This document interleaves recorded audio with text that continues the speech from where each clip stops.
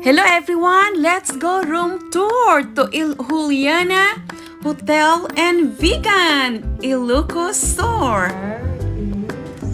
Here's our room key, room 108.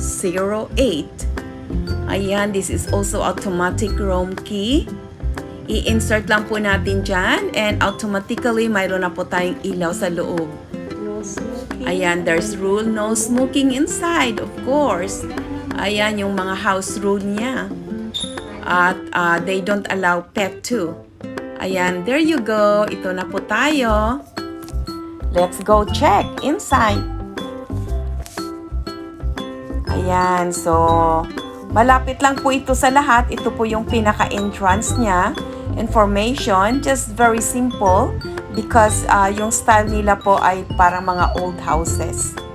So kahit po yung mga style sa loob, mga parang heritage po ang mga dating niya.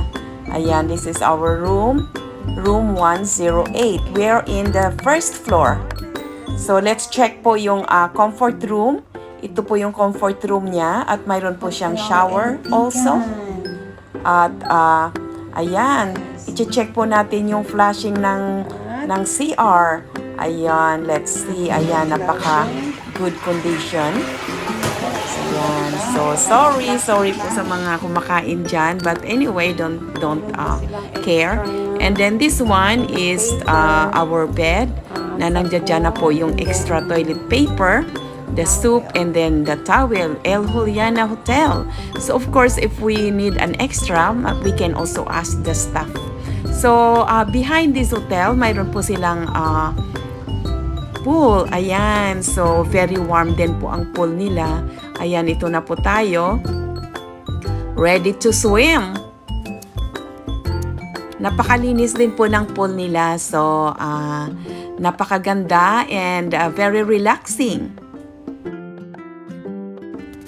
By the way, Juliana Hotel and Vigan is very popular landmark.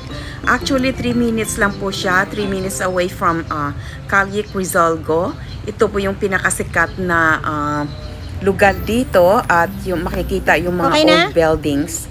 So this hotel also provides free wifi at very close po siya sa Plaza Burgos. Actually, nilakad lang po namin. Well, ito na po yung aking partner in crime sa tour namin all over Luzon. So, here's my cousin, Dayan. Medyo nahiya pa siya. But it's okay. Nobody's here. Tayo-tayo lang nandito ko. So, it's okay if we have a free time. Okay. Go and swim.